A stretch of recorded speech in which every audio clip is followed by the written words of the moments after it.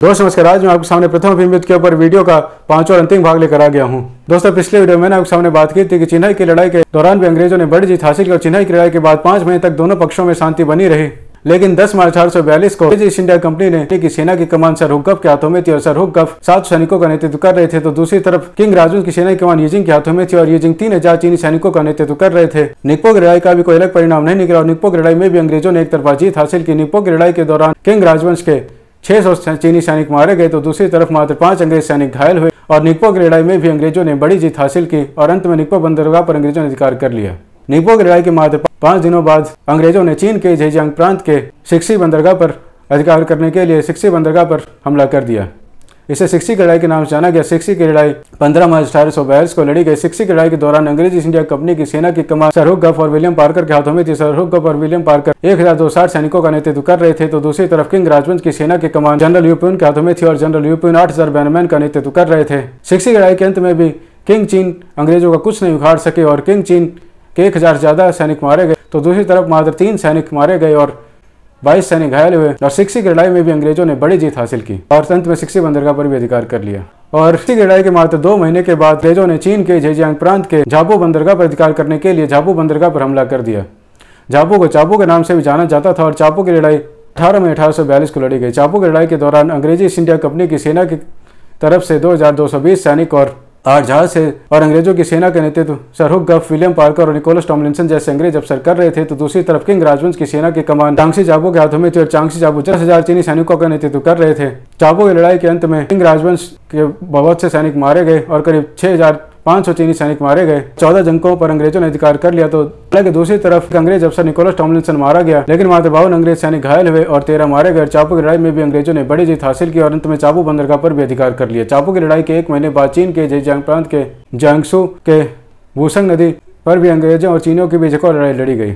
वुसंग नदी की लड़ाई 16 जून 1842 को लड़ी गई और वुसंग नदी की लड़ाई के दौरान अंग्रेजी ईस्ट इंडिया कंपनी की सेना की कमान सर हुक्कप और विलियम पार्कर के हाथों में थी और सर हुक्कप और विलियम पार्कर 14 जहाज़ों का नेतृत्व कर रहे थे और इन 14 जहाज़ों पर अंग्रेज सैनिक ब्रॉड साइड तोपों के साथ तैयार थे, तो दूसरी तरफ किंग राजवंश की सेना की कमान चेन हुआचेंग के हाथों में थी और चेन हुआचेंग 5000 चीनी सैनिकों और 19 जहाज़ों का नेतृत्व कर रहे थे। वुसंग नदी की लड़ाई के अंत में किंग राजवंश के सेना कमांडर चेन हुआचेंग के साथ हजारों चीनी सैनिक मारे गए और 250 चीनी बंदूकों पर अंग्रेजों ने अधिकार कर लिया, तो दूसरी तरफ मात्र 3 अंग्रेज सैनिक मारे गए और 25 घायल हुए और वुसंग नदी की लड़ाई में अंग्रेजों ने बड़ी जीत हासिल की। इसके अलावा चीनी और अंग्रेजों के बीच चीन के जियांगसू के झेजियांग में अंतिम लड़ाई लड़ी गई। ये लड़ाई झेजियांग की लड़ाई के नाम से जानी गई और झेजियांग की लड़ाई 21 जुलाई 1842 को लड़ी गई।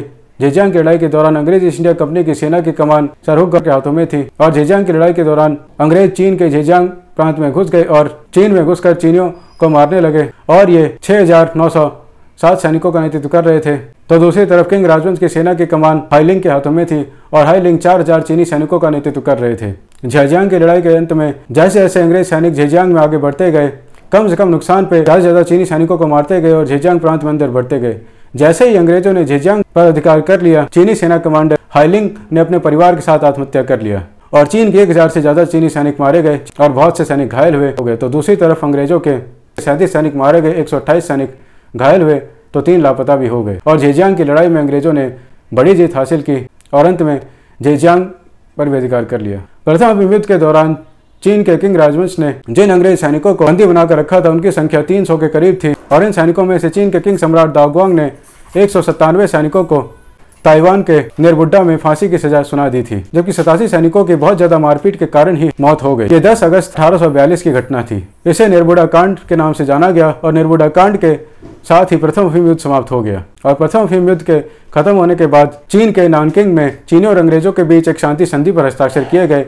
नानकिंग की संधि पर 29 अगस्त 1842 को हस्ताक्षर किए गए। नानकिंग की संधि के दौरान अंग्रेज सरकार ने चीन के किंग राजवंश के सम्राट दाओग्वांग के सामने वही सारी शर्तें रखी जो चुएनपी की पहली लड़ाई के अंत में अंग्रेज सरकार ने चीन के किंग राजवंश के सामने रखी थी। उस समय किंग सम्राट दाओग्वांग ने इन सभी शर्तों को मानने से इनकार कर दिया था और इसके अलावा 26 जून 1843 में नानकिंग की संधि पर असरदार रूप से हस्ताक्षर किए गए। इन शर्तों के बारे में आप मेरे प्रथम विश्व युद्ध के वीडियो के दूसरे भाग को देखकर जान सकते हैं। चीनी और अंग्रेजों के बीच और भी कई संधि पर हस्ताक्षर किए गए, जिसमें बोक की संधि के साथ साथ और भी कई संधि शामिल है। ये सभी संधियां तब तक प्रभावशाली रही जब तक अंग्रेजों और चीनियों के बीच द्वितीय अफीम युद्ध नहीं छिड़ गया, जिनमें चीनियों को अंग्रेजों के हाथों निर्णायक हार झेलनी पड़ी। इसके बारे में हम बाद में बात करेंगे। हाँ दोस्तों, मेरा प्रथम अफीम युद्ध के ऊपर वीडियो का 5वां भाग यहीं समाप्त होता है। मेरा आज की वीडियो आपको कैसा लगा, अच्छा है बुरा, प्लीज मुझे नीचे कमेंट्स में जरूर बताएं। और अगर मेरा आज की वीडियो आपको अच्छा लगा हो, इस वीडियो को सीखने को मिला हो, तो प्लीज इस वीडियो को लाइक और शेयर जरूर करें। और हाँ, चैनल को सब्सक्राइब करना और नोटिफिकेशन बेल दबाना भी ना भूलें, ताकि आपको आगे आने वाले वीडियो के अपडेट्स ऐसे मिलते रहें। धन्यवाद दोस्तों, अपना ख्याल रखें, अपने परिवार का ख्याल रखें और ऐसे ही देखते रहे मेरे चैनल। धन्यवाद। जय हिंद, जय भारत, वंदे मातरम।